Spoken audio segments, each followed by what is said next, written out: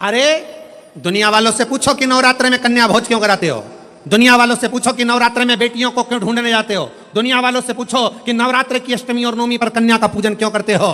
क्योंकि दुनिया वालों को यह मालूम पड़ना चाहिए कि देवी भागवत में लिखा है, एक कन्या एक बेटी जब किसी के घर में मुख झूठा करती है, एक बेटी एक कन्या जब किसी के घर में भोजन करती है तो उसके भंडारे कभी खाली नहीं रहते। इसलिए कन्या पूजन किया जाता है, इसलिए बेटी का पूजन किया जाता है।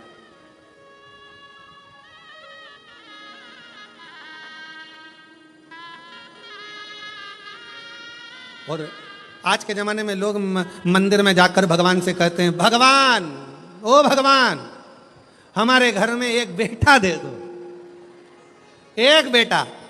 और बाजू में खड़ी हुई लक्ष्मी जी नारायण जी से बाजू में खसक के बोलती है, कितना मूर्ख है, बेटा मांग रहा है। और रोज मंदिर में आकर कहती लक्ष्मी दे दो। और बहू को चाहिए क्या, जम के बोलो बेटा। और रोज मांगती क्या है, बोलो लक्ष्मी। तो एक काम कर, बेटा दे दो, लक्ष्मी मत देना, लक्ष्मी मत देना। अब अपन भी देखें कि बेटे से काम चल जाए क्या। और मालूम पड़े बेटा हो गया 32 साल का, माँ के पूरे बाल सफेद उड़ गए, सफेद। उनसे पूछो काय का टेंशन, इसको कोई लक्ष्मी नहीं मिल रही है, इसकी शादी, इसको कोई मिल रही, इसकी शादी कर। लक्ष्मी जी से कहा आप जाओ ना, इसके घर में शादी करना है बेटे की कोई लक्ष्मी। तो इसने मांगा ही था कि मेरे को बेटा दे दो, बेटा दे दो। लक्ष्मी नहीं मांगी थी, बेटा मांगा था। तो कोई तो इसके घर में शादी करेगा। तो कहाँ करेगी, आएगी।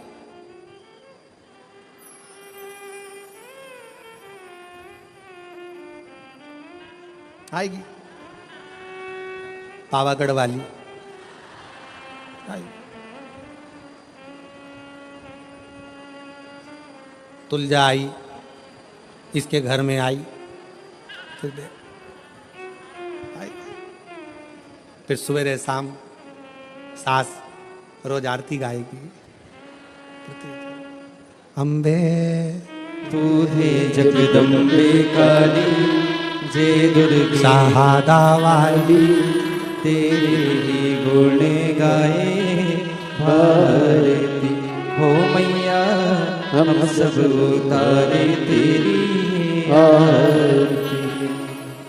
तेरे घर के सास ससुर पे बीड़ पड़ गई बड़ी है भारी, पति देव पर ऐसे टूटे जैसे सिंह सवारी। अरियो बच्चों को धोने वाली, सुबह शाम चिल्लाने वाली, क्यों चिल्ला चोट करे। देखे फिर कहा ये रोती, अरे मांगा क्या था, अरे खुश होना है। जितने लोग शिव महापुराण की कथा को श्रवण कर रहे हो, तुम्हारे घर में बेटी ने जन्म लिया है तो खूब नगाड़े बजाकर खुश होना। अगला जन्म नहीं, अगला जन्म शिव के चरण में होगा, शंकर के चरण। छूट गए जन्म और मरण के प्रपंच से, छूट गए।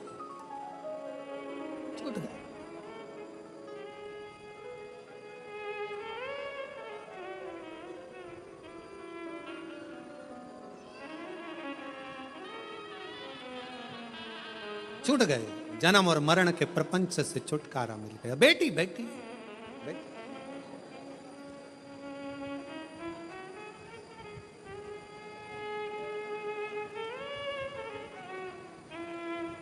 शिव पुराण कर रही है, भगवान शंकर का चरित्र कर रहा है। कात्यायन ऋषि ने पूछा कि मुझे जन्म मरण के प्रपंच से छूटना है, क्या करा जाए। शंकर भगवान ने कहा तुम्हारे घर में अगर बेटी का जन्म होगा, तुम जन्म और मृत्यु के प्रपंच से छूट जाओगे। स्कंद पुराण का नागर खंड कहता है, कात्यायन ऋषि ने मां पार्वती जी से कहा, अब कुछ भी हो मेरे घर में अगर बेटी का जन्म हो तो निवेदन है मां दुर्गा, हे मां आदिशक्ति, हे मां भवानी, हे मां पार्वती, आप मेरे घर में बेटी के रूप में जन्म लो। और कात्यायन ऋषि के घर में मां कात्यायनी के रूप में जन्म हो गया।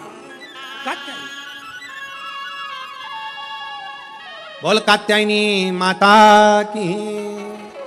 कात्यायन ऋषि के यहाँ कात्यायनी माता का जन्म हो गया, कात्यायनी माता का प्रागट्य हो गया, कात्यायनी माता की स्मरण का, कात्यायनी माता का भजन, कात्यायनी माता की कीर्ति। कात्यायनी माता बाल्य अवस्था से ही भगवान शिव की आराधना में लीन रहती है। कात्यायन ऋषि उनको देखते हैं, देखते।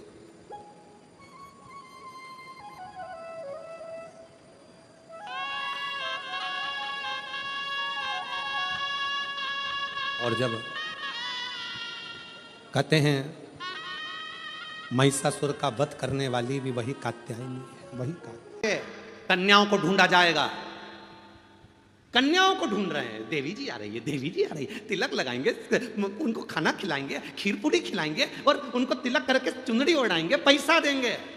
और कन्या तुम्हारे घर में पैदा हो जाए तो मुंह उतार कर बैठ जाते हो। जरा विचार करना, नवरात्रे में कन्या को भोजन कराने से पहले संकल्प लेना कि मेरे घर में भी एक बेटी होना जरूरी है।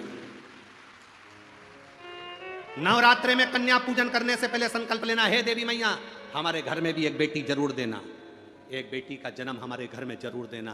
तो यह कथा क्या गलत कह रही है? अब तुम्हें कोई गलत बात लगी क्या इसमें? फिर भी लोगों ने कह दिया जिनके यहाँ बेटी नहीं हो तो उनके लड़की ना देवे।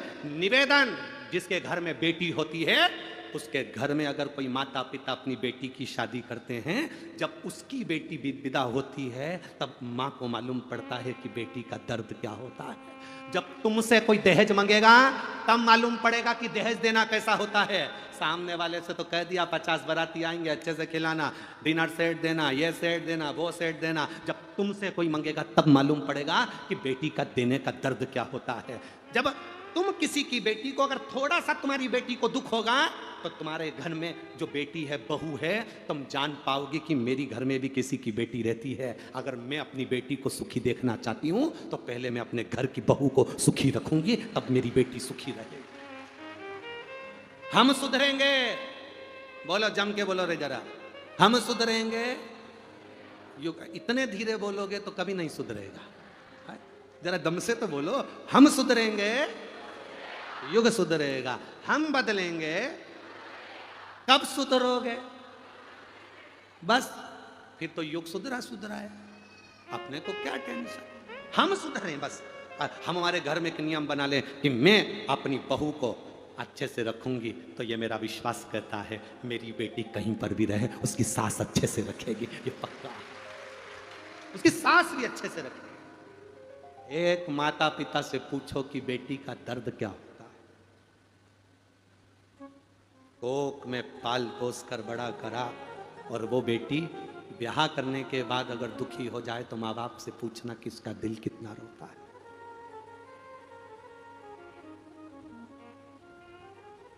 उसका दिल कितना रोता होगा, उसका हृदय कितना रोता होगा, उसका मन कितना रोता होगा, विचार करना जरा।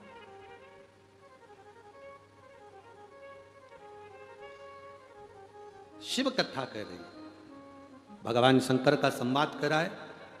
ब्रह्मा जी ने कहा तुम्हारी पत्नी वीरणी जब अपनी इतनी लड़कियों को पाल सकती है, श्रृंगार कर सकती है, पोष सकती है, तो मेरा विश्वास करता है कि तुम्हारी पत्नी वीरणी गाय को भी बेटी मानकर उसको अपने पास रख सकती है और गौ माता की सेवा कर सकती है। दे दो। दक्ष प्रजापति ने कहा मैं अपनी धर्म पत्नी वीरणी से पूछना चाहता हूं, तुम्हें ये बेटी मिलेगी, तुम इस बेटी का सम्मान करोगी, आदर करोगी, सत्कार करोगी? तुम्हें सुरभि कामधेनु गाय मिल रही है, तुम इस बेटी का आदर करोगी? वीरणी को बुलाया गया और वीरणी ने आते से ही जब गौ माता को देखा, सुरभि को देखा, कामधेनु को देखा, इतनी सुंदर सुरभि गाय, इतनी सुंदर कामधेनु। अब सुरभि कामधेनु थी, सुरभि का एक भाव था कि वो अपने स्त्री स्वरूप में आ जाती थी।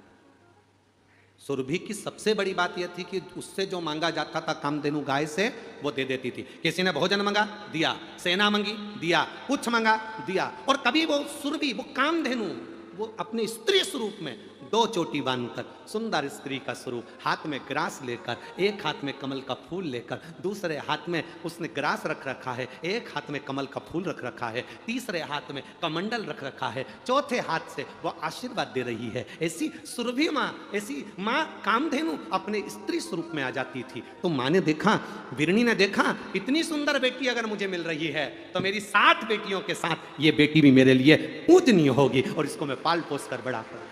ये बेटी मुझे दो।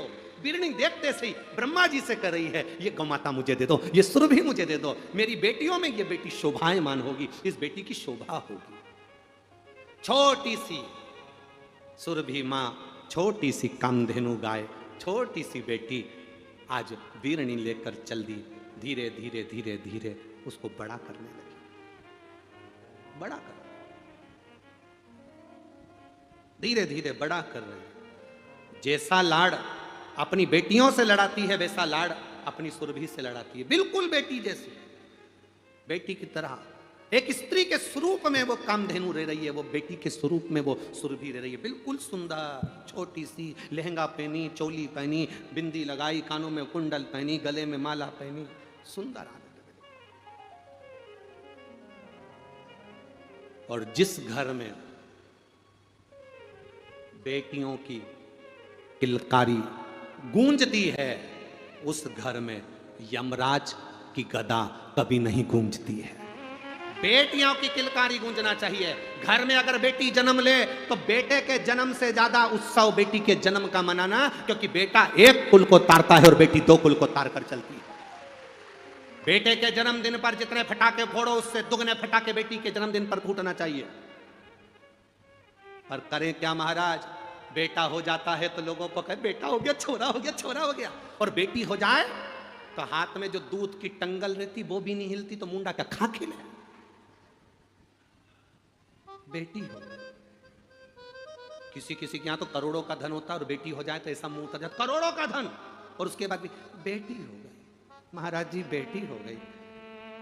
हमने कहा भगवान की बड़ी कृपा हो गई, तुम्हारे घर बेटी हो गई, इतना सारा धन है, कम से कम कन्यादान में लगाओगे तो कोई पाप भी करा होगा तो पुण्य में तो बदल जाएगा। अच्छा है बेटी हुई है,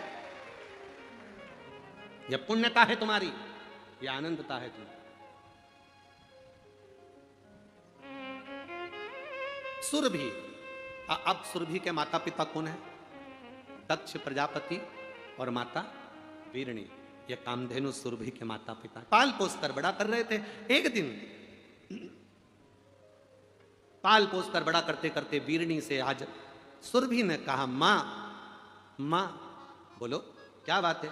सुरभि कहती है मां मुझे भगवान नारायण स्वर्ग में बुला रहे हैं, क्या मैं जा सकती?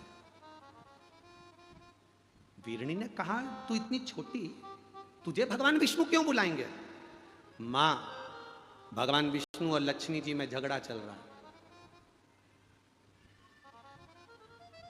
क्या झगड़ा चल रहा है?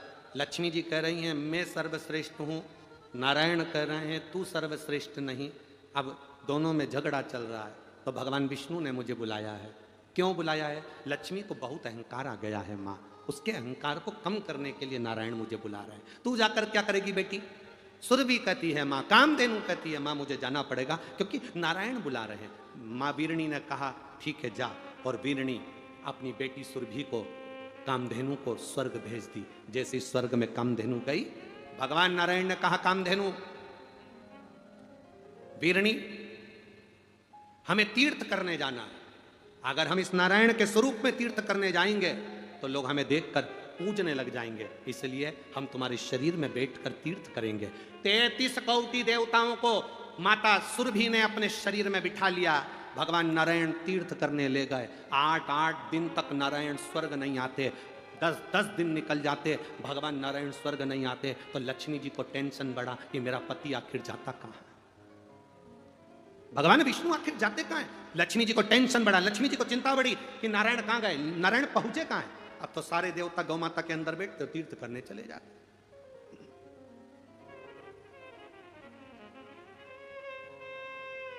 तीर्थ करने चल दिया। अब वो तो अलमस्त होकर आनंदित होकर चले तीर्थ करने के लिए।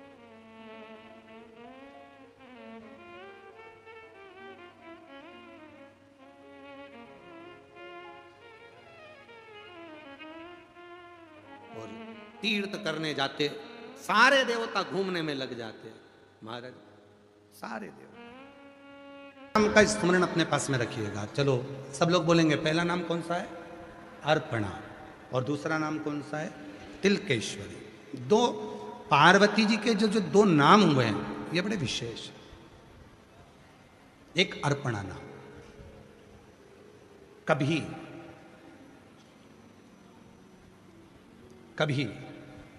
कोई बच्चा शरीर से कमजोर है बहुत ज्यादा, उसका शरीर उठता है, खड़ा होता है, गिर जाता है, पाँव काम नहीं कर रहे, हाथ काम नहीं कर रहा, शरीर से बहुत दुर्बल है, बहुत कमजोर है, बहुत ज्यादा कमजोर। तो शिव महापुराण में अर्पणा नाम की महत्वता कही गई। सप्त बेलपत्र के कमल बनाना है, थोड़ा समझिएगा। सप्त बेलपत्र का कमल दल बनाना है। सप्त बेलपत्र का कमल दल कैसे बनेगा? जैसे सारी डंडियों को एक साथ